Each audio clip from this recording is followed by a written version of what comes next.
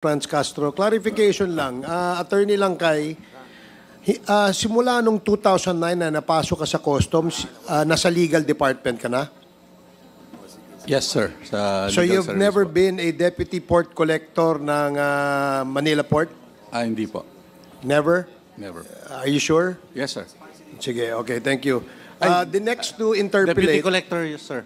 As deputy collector of Hindi, Port that's of my Manila. question. So you were a deputy collector Yes, for operations, sir. ng operations, Yes, tama? sir. Yes, sir. So, alam mo na merong tara.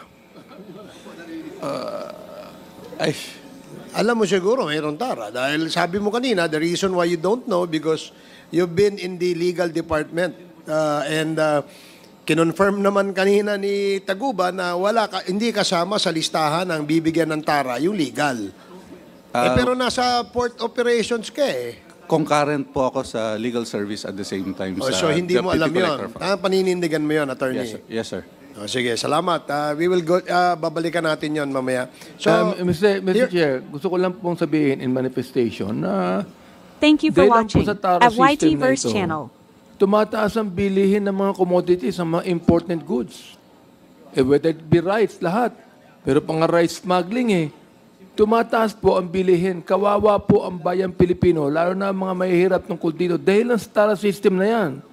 Dapat, mahinto na yan. Tama ba ako, Commissioner Peldon? Dapat mahinto na yan. Yes, Your Honor. Ikaw naman, Commissioner Peña. Yes, Honor. Your Honor. Oo. Ikaw, attorney. At mahinto na, di ba? It should be stopped, Your Honor. Oo. Yun lang po, Mr. Chair.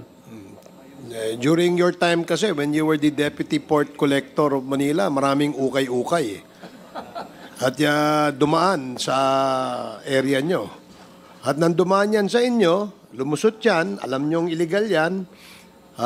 So dahil merong tara. Anyway, babalikan din natin yan. So I have here a list of the members who wish to interpolate. No? Tapos na po si Congresswoman Castro. Now we will recognize Congressman J. Kung Hoon. And then after Congressman Kung Hoon, Congressman Junicio. And then Congressman